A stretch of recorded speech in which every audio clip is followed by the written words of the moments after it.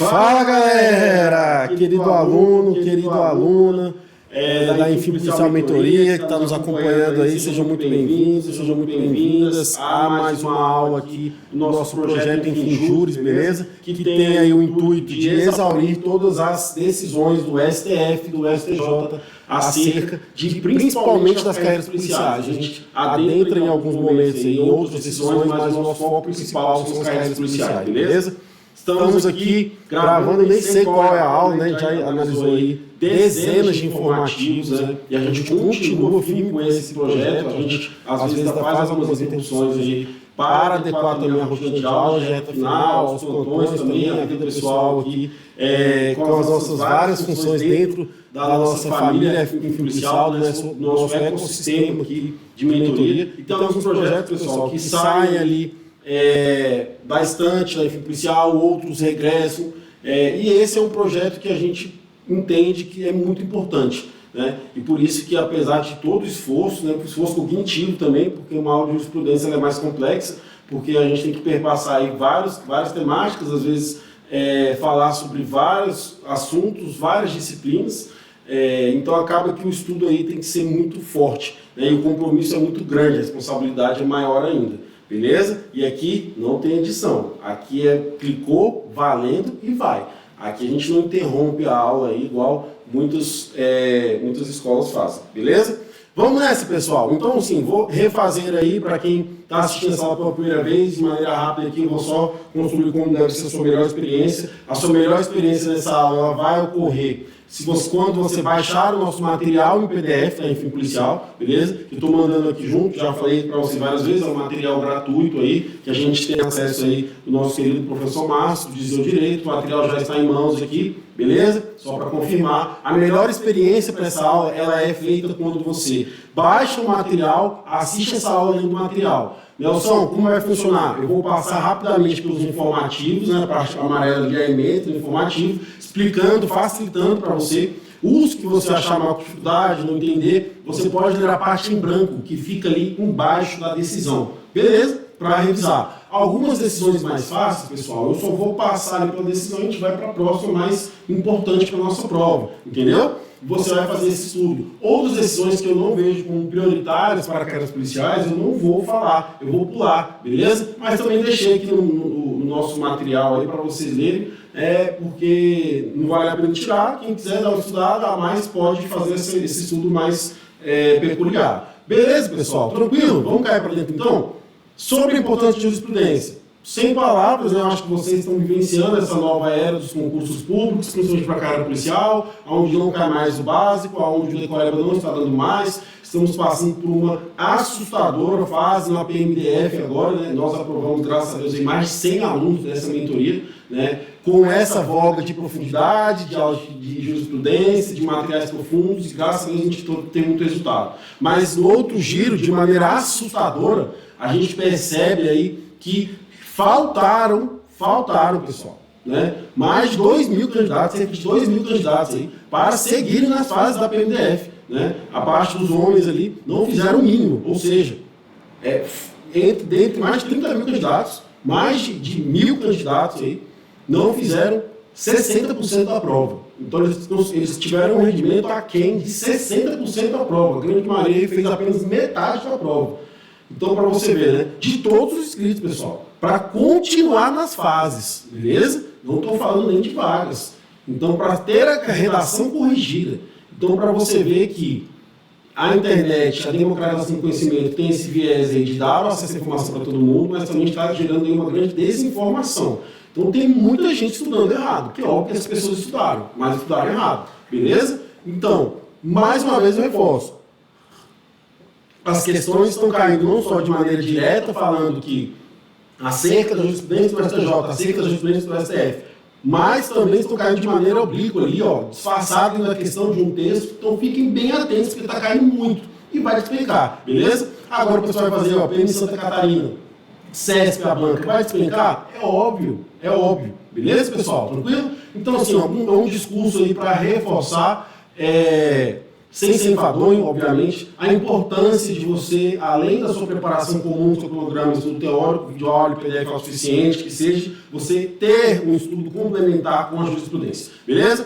Vamos cair para dentro então? Depois desse esclarecimento, vamos nessa acelerar a nossa preparação. Hoje vamos falar do informativo 767. É o 767 do STJ. Algumas informações não tão importantes e outras aqui de grande valia. Beleza, pessoal? Deixa eu aumentar um pouco aqui. Professor, beleza.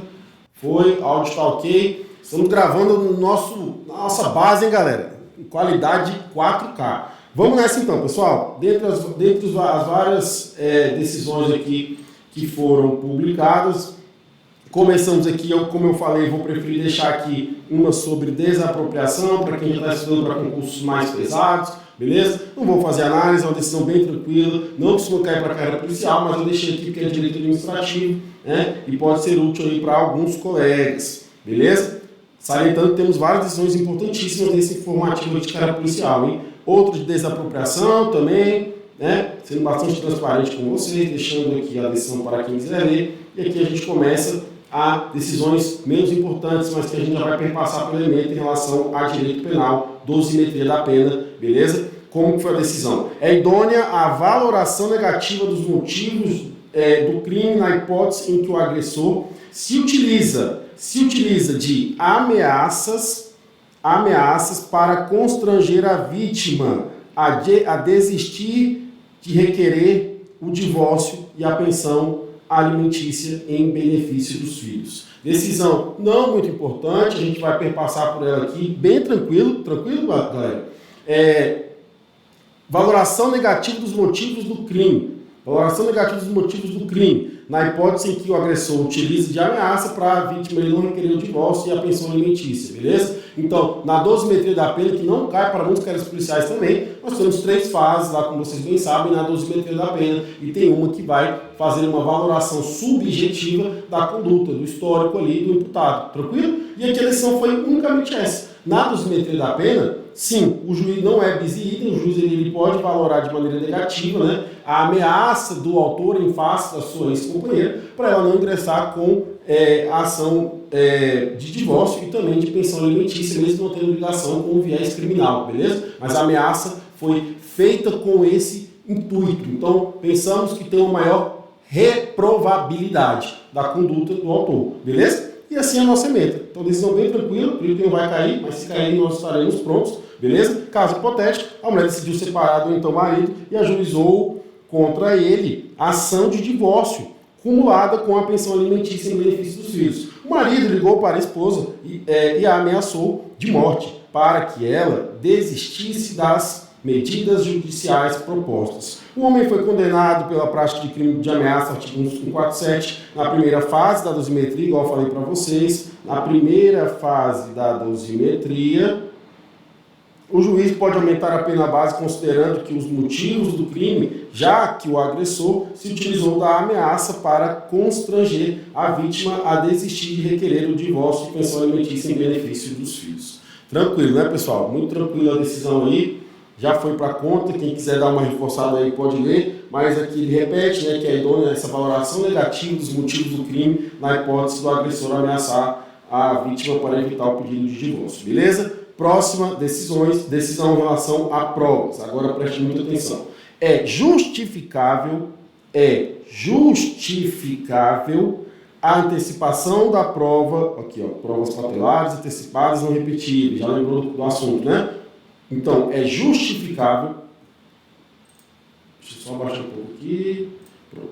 É justificável a antecipação da prova no caso de depoimento especial de adolescente vítima de crime sexual. Então, vamos lá. Depoimento especial no caso de adolescente vítima de crime sexual. Pela relevância da palavra da vítima em crimes dessa natureza, e na sua urgência pela falibilidade da memória de crianças e adolescentes. Então, dois requisitos foram utilizados para concessão e admissão da antecipação da prova, beleza?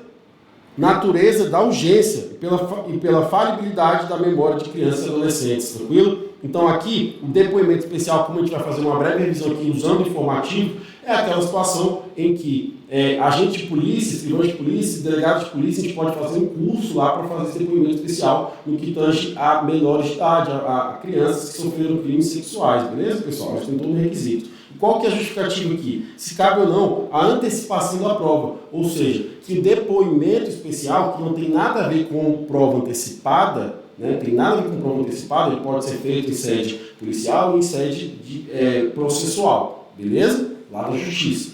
Né? Qual que é a tese aqui? Essa aqui é uma decisão importante, tranquilo? Que cabe a antecipação da prova em depoimento especial, ou seja, para evitar também, que vocês já sabem lá da nossa criminologia, a revitimização, né, todo esse constrangimento com base na falibilidade da memória de crianças e adolescentes e toda essa circunstância do depoimento especial realizado em sede policial, é permitido a antecipação da prova. É permitida a antecipação da prova, tranquilo? Fenômeno este que faz com que um elemento de informação, como vocês sabem, que é produzido em sede de inquérito policial, né, não temos prova em inquérito policial, o elemento de informação por uma ficção jurídica, denominada antecipação da prova, né, seja coberto com o contraditório para a defesa, se tornando uma prova. Né? Sendo falando bem fácil, qual que é a diferença de um elemento de informação para uma prova, professor? Qual que é a diferença, professor? Basicamente, pessoal, o elemento de informação ele é produzido em sede inquisitorial, beleza? Em sede de inquérito policial. Então, não necessariamente tem aí a submissão ao contraditório para a defesa. E a prova é, tranquilo? Em um sistema acusatório, em processo criminal. Então, basicamente, a antecipação de prova tem a natureza jurídica de transformar um elemento de informação em uma prova. Tranquilo? Você pode alegar isso aí em uma redação que vai dar super certo. Beleza? Fechou? Vamos para a nossa decisão então? Bora. Caso hipotético. João é suspeito de ter praticado crime sexual contra seu enteado Pedro, de apenas 14 anos, pessoal. Vamos lá, hein?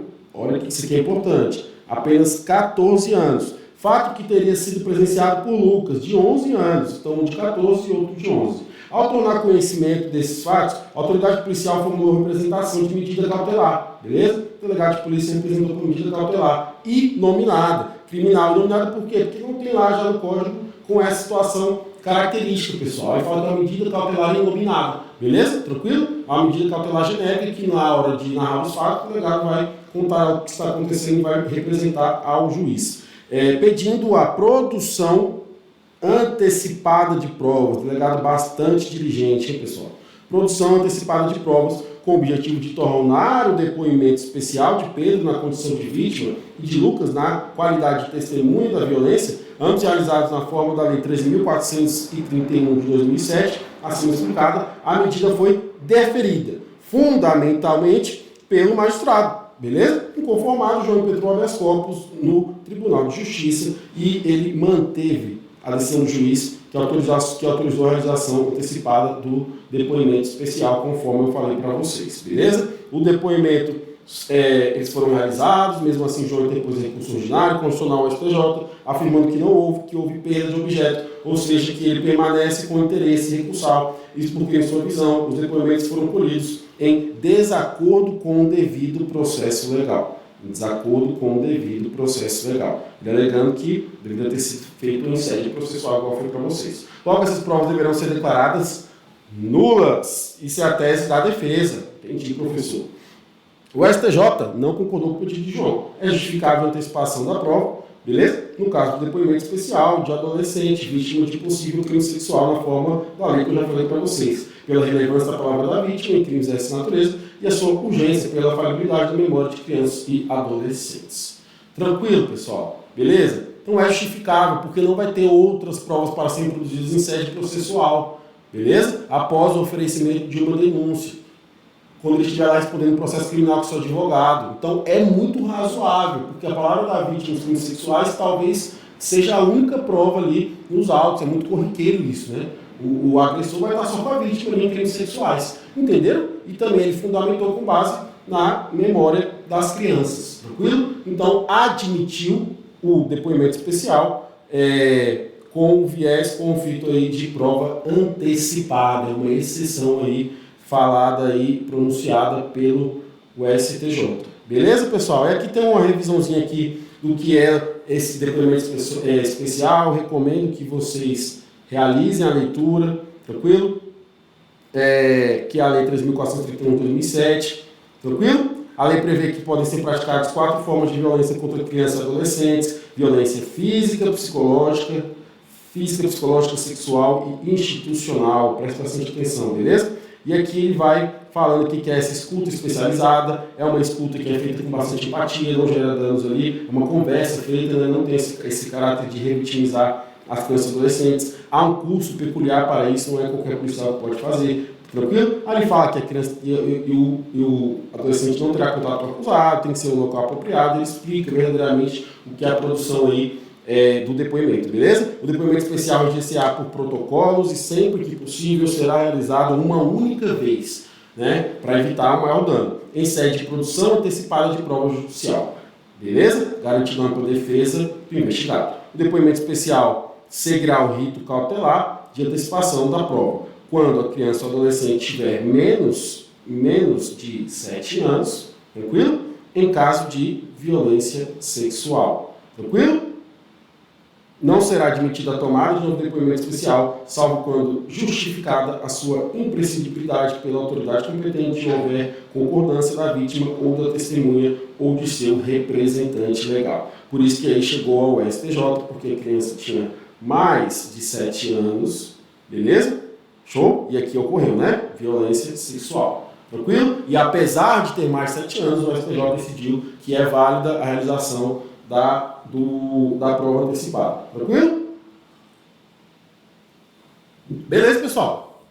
Tranquilidade? Traduzindo, vai ter força de prova, ele vai ser condenado com base no depoimento especial colhido em sede policial. Tranquilo? Então, é justificável a antecipação da prova no caso de depoimento especial de adolescente vítima de possível crime sexual, na forma da lei, como eu já falei para os senhores. Beleza? Vamos para o próximo, vamos para cima, tá tranquilo. Médico que atendeu mulher que havia acabado de fazer o aborto não pode comunicar esse fato à autoridade policial. Então, muita atenção, decisão muito importante, inclusive para a redação, né, acerca do seguinte caso. A mulher engravidou, uma gravidez não desejada, e realizou um procedimento ali ilegal, obviamente, para aborto, para extração do feto, tranquilo? Fez a extração, chegou lá, vamos supor, tomou a medicação, chegou lá para o médico, né, no pronto-socorro, e o médico viu, e ela falou que tomou o famoso Citotec, que é o nome, né, pessoal? Já chegou nesse caso lá na nossa delegacia também, algumas vezes. E aí o médico, vendo aquela situação, pegou e noticiou para a autoridade policial. Ligou lá na delegacia e falou: tem uma mulher aqui que praticou um crime de aborto. Estou aqui com ela na maca aqui, ela está aqui sangrando, está desmaiada aqui. Beleza? Tranquilo? O inquérito foi instaurado, ela foi aí investigada, foi denunciada, foi arrolada pelo Ministério Público pela acusação como testemunha. O médico foi ouvido em sede judicial como testemunha da prática do crime do artigo 124 do Código Penal Brasileiro, tranquilo? Porém, a Defensoria Pública que estava ali atuando em defesa da autora, tranquilo? Entrou com várias apelações e esse caso chegou ao STJ. Tem cara de prova isso aí, pessoal? Tem. Demais. Tá na voga? Tá na voga. Então preste atenção. Qual foi a decisão do STJ? Ilegal. Tudo ilegal. O médico não poderia ter feito isso. Beleza? Em cumprimento ao sigilo e à ética profissional. Tranquilo? Alguns profissionais, em algumas situações excepcionais, nós temos ali um sigilo profissional. Então ele não poderia ter quebrado o sigilo da atuação e muito menos, é muito mais grave ainda, ter sido arrolado como testemunha em processo judicial. Tranquilo? A exceção, professor, ao sigilo? Nós vamos falar aqui. Tranquilo? Mas o STJ não entendeu que ocorreu essa exceção e anulou ali todo o processo. Beleza? Vamos à decisão? Muito importante aqui, eu falo para vocês, prestem atenção. Muito importante, muito importante, importante. O próprio autor colocou, estou colocando de novo, importante. Médico não pode acionar a polícia para investigar paciente que procurou atendimento médico hospitalar por ter praticado Manobras abortivas, uma vez que se mostra como confidente necessário. Essa é a palavra, galera, confidente necessário. Então presta atenção, se cair em prova você vai errar. Ainda mais depois de confidente necessário, você não vai viajar na maionese. Vai achar que é sua melhor amiga que você fica fofocando lá da vida e ela não é confidente necessário, você fica contando suas coisas ainda. Estando proibido de revelar segredo do qual tem conhecimento, bem como de depor a respeito do fato que testemunhou, pessoal. Pelo amor de Deus, me ajuda a te ajudar, doutor. Vamos ao caso? Um breve resumo. E aqui a Viviane estava grávida de 16 meses, aqui ele conta todo o fato lá, e lá foi no TJ Minas, beleza, pessoal? Ali ele conta todo o fato, quem tiver curiosidade, eu já vou pular, é o mais importante. Tranquilo? A DPE de Minas, então, impetrou habeas corpus perante o STJ, reiterando a alegação de que seriam nulas as provas da materialidade do crime, uma vez que foram coletadas por meio de quebra de sigilo profissional entre médico e paciente. Quebra de sigilo profissional entre médico e paciente. Bela tese da Defensoria. A STJ concordou com o argumento da Defensoria Pública? Sim. O modo como ocorreu a descoberta do crime invalidou a persecução penal. Beleza? Foi o único modo, né? Foi o médico que foi lá e falou. O próprio médico que realizou o atendimento à paciente acionou a autoridade policial, figurando inclusive como testemunha da ação penal que resultou na pronúncia do acusado, igual foi para vocês, tranquilo? Beleza? Crimes contra a vida, pessoal. Aborto. Fechou? E aí, artigo 207 do Código de Processo Penal, como vocês já sabem, já fala lá. São proibidos de depor as pessoas que, em razão de função, ministério, ofício, função, ministério, ofício ou profissão, devam guardar segredo, salvo se desobrigadas pela parte interessada. Então, exceções. Primeira, desobrigação pela parte interessada, de quem teria esse sigilo, no caso, a mulher. Né? Vamos botar como primeira exceção. Segunda, quiserem dar guardar segredo, salvo se desobrigadas pela parte interessada, quiserem dar o seu testemunho. Ou seja, se primeiro, a parte interessada tem que ter essa desobrigação, tem que liberar. E o 2, se eles quiserem também, não são obrigados, beleza? Não são obrigados a dar o testemunho que presenciaram em relação à atividade médica. Tranquilo? Beleza? O que eu quero salientar também? O interesse público do sigilo profissional decorre do fato de se constituir em um elemento essencial à existência e à dignidade de certas categorias. É a necessidade de se tutelar a confiança nelas depositadas, sem o que seria inviável, né, o desempenho de suas funções, bem como por se revelar uma exigência da vida e da paz social, obviamente, né, pessoal? Então aqui ele sopesou, botou na balança. Né? Por um lado, o interesse do Estado na persecução penal, de apurar infrações criminais e condenar imputado, por outro, também a segurança jurídica e a paz social. Tranquilo? Ou seja, as pessoas, ela ia deixar de buscar o atendimento, talvez ali poderia morrer com medo de responder o crime. Né? Então, assim, botando na balança, né, é igual a confissão culpado lá, por exemplo. Fechou? Essa, por exemplo, não concordo. Pessoal, estamos aqui como operadores do direito. Quem está aqui não é o Nelson Marangon. Quem está aqui é o professor Nelson Marangon. Professor de direito. Estou te passando aqui porque a gente tem que saber para marcar o X. O que eu acho, o que você acha, a nossa opinião. Uma hora ou outra a gente expõe, mas assim, vamos ser objetividade. Vejo muitos candidatos hoje que ficam querendo, debatendo e divagando nas coisas. Pessoal, é muita coisa para pouco tempo, beleza? Então vamos ser objetivos, beleza?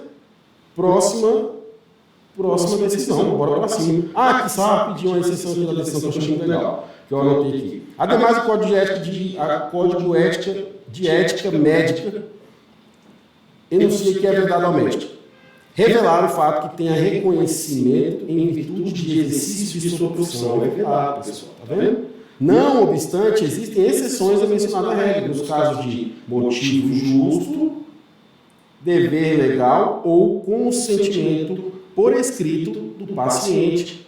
Beleza? Parágrafo único citado na resolução prevê de forma expressa que a vedação em questão permanece. Tranquilo? Na investigação de suspeita de crime. Contexto que o médico, estará impedido de revelar segredo que possa expor o paciente em processo penal. Tranquilo? Beleza? Efetuar. Então, o médico não possui, pessoal, via de regra, a obrigação de comunicar a ocorrência de fato criminoso e também de efetuar a prisão em flagrante de um indivíduo que encontra em situação de flagrante delito. Beleza? Tranquilo? Pegaram a ideia? Pegaram, pessoal? Então, e aí tem que reformular que é muito importante também, ó, remessa do prontuário. Cara, o cara botou até o prontuário. Aí jamais, pessoal. Jamais. Então, como é que vocês entenderem, né? Que é razoável, motivo justo, beleza? Um dever legal ou consentimento de quem passou aquela informação, de quem poderia ser o autor do crime ali que o médico ali contou. Entenderam? Tranquilo? Muito complexa essa questão aqui. Dá para a gente debater horas aqui, mas o nosso foco não é esse. Né? E se o médico tem contato com uma coisa mais grave ainda, e ele dá voz de prisão, e obteve relação ao sigilo da profissão. Se for uma coisa muito grave, pessoal, talvez entre aqui no motivo justo. Vocês entenderam? Então, assim, muita nebulosidade aqui nesses conceitos, né? Porque tem que ter uma razoabilidade. Uma razoabilidade. Talvez vai ser um pequeno dano à vítima. Então, tudo que o cara souber em relação à sua atuação médica, ele vai ser punido? Em tese, sim. Mas tem que ter uma razoabilidade, é óbvio. Se o cara descobre que vai ter vários homicídios foram ocorrendo, enfim, razoabilidade. Grave essa palavra. Beleza? Vamos nessa para a próxima? Próxima decisão, também, 20 segundos de aula, médio. A ocorrência de crimes.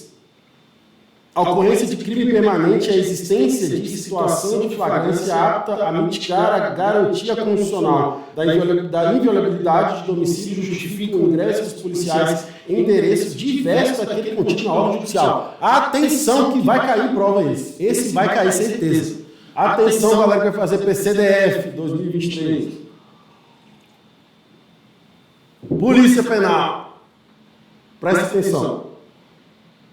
A ocorrência de crime permanente e a existência de situação flagrancial apta a mitigar a garantia constitucional da inviolabilidade do domicílio justifica o ingresso dos policiais em endereços diversos daquele contido na ordem judicial. Vamos prestar bastante atenção, porque em outras aulas eu já falei de outras situações aqui que o STJ entendeu de maneira diversa. Então presta atenção. Como é que vai funcionar aqui, pessoal? Eu estou lá trabalhando, tranquilo, e vou com mais 2 colegas fazer, apurar uma denúncia de tráfico de drogas, né, de crime organizado, tráfico de drogas, que lugar tem muita droga, tem arma, tem um monte de coisa. Já acontece direto, beleza? Acontece mesmo. E aí, como vocês sabem, né, situação aí do Brasil, situação sócio-geográfica pioradíssima, tranquilo? Há muitas pessoas que moram vários no mesmo lote, sobrado, todas aquelas condições. Acelerando, beleza? Estamos em investigação, enfim, conseguimos lá o mandado de busca. O mandado de busca é para o João. O João mora no segundo andar de um sobrado, beleza? Só que o João, ele é tio do Pedro, e o Pedro mora no térreo. Pronto. Só que é o mesmo lote. Beleza? Tranquilo. E aí a gente consegue o mandado de busca com o endereço, é óbvio. Né? A gente nem sabe onde que mora junto, que mora Pedro no sobrado. E aí a polícia chega lá. No térreo tem o Pedro, recebe a polícia. A polícia fala que é mandado de busca, adentra, encontra droga, arma, um monte de coisa. Chega ao sobrado. Quem está lá no sobrado já? João, que é o alvo da operação. Tranquilo? Apresenta-se mandado de busca, adentra a residência de João, que está em um sobrado acima da de Pedro. Né? Ele é tio do Pedro, então ó, tem um liame subjetivo. Né? Não é uma casa de uma senhora que é invadida pela polícia, não tem nada a ver com nada. Né? E não. E aí a polícia vai lá, encontra armas, drogas e tudo. Chega ao STJ, traduzindo, condenação por vários crimes. Porte ilegal de arma, tráfico de drogas, vários crimes, tranquilo? Inclusive com esse caráter permanente. Chegou ao STJ, a defesa pede para cancelar tudo, anular tudo, porque não tinha mandado de busca para a residência de Pedro. Não tinha, o Pedro não era investigado, tranquilo? Só o João estava lá no sobrado, beleza? E aí o que a polícia faz? Passa no meio da droga, passa no meio da arma, para chegar no sobrado que tinha mandado de busca pro Pedro, estava vendo ele lá no sobrado e fingir que não viu nada? O policial liga o modo tom invisível? Ou o policial pula a casa para chegar no sobrado sem passar pela casa do Pedro, para chegar na casa do João, ou o policial passa com a mão assim, né? Pasme, poderia ser alguma dessas alternativas, porque a jurisprudência está bem complicada em relação à atividade policial, mas dessa vez o STJ homologou aí, falou que está tudo certo, o flagrante é permitido, não só pelas circunstâncias que levam a polícia a ter uma fundada suspeita da prática de crime ocorrendo em situação flagrancial, ou seja, o cara é tio, o cara é sobrinho do alvo, tranquilo? Mora na mesma residência, o alvo já tem vários elementos de informação que, obviamente, foram utilizados para o deferimento da busca, né? Então, pela circunstância, há muita suspeita. Dois, a situação que ocorreu foi em relação a crimes permanentes, né? Com a sua espécie de flagrante que se protrai no tempo. Protrai no tempo. Pronto. O flagrante que se protrai no tempo. Beleza? Foi. Então, o flagrante que vai durar mais tempo é o crime permanente. Perdão aí ao erro. Então, é o crime permanente. Não vou editar, vou deixar. Crime permanente, o flagrante que vai ter maior tempo de execução. Ele pode ser preso a qualquer momento. No caso de tráfico de drogas, temos o crime permanente. Tranquilo? Que vai autorizar a entrada da polícia e a realização da prisão em flagrante. Foi isso que acordou o STJ. Bora para a decisão, dá o gás e vamos nessa. Caso hipotético, o juiz pediu mandado de busca e apreensão a ser cumprida na residência de João, beleza? Suspeito de tráfico de drogas. Os policiais civis se dirigiram ao endereço. Ao chegarem no local, verificaram que o imóvel era do tipo sobrado.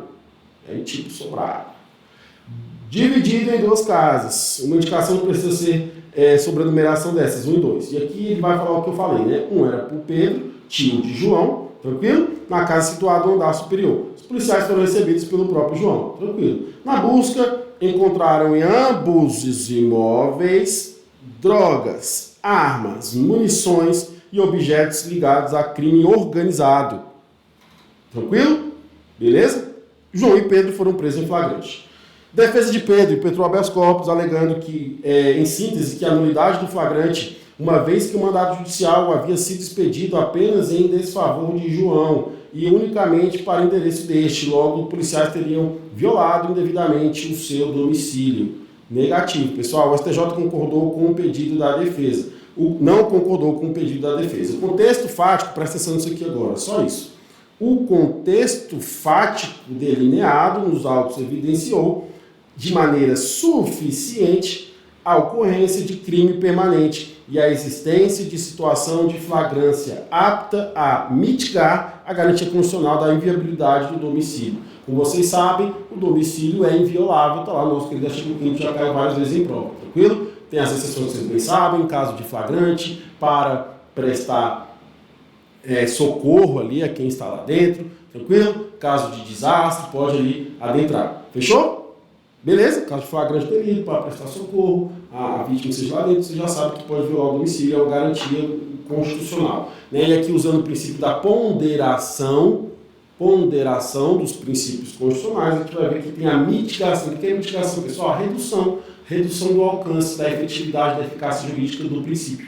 Tranquilo? E a gente vivencia aí uma parte aí muito forte, como você já sabe, da força normativa da Constituição. Então, os princípios constitucionais eles têm essa força normativa, uma força de norma, de lei mesmo. Então, eles batem de frente e eles competem aí na resolução dos conflitos legais em relação às leis. Tranquilo? Então, pode ocorrer essa mitigação ali do princípio da inviolabilidade de domicílio.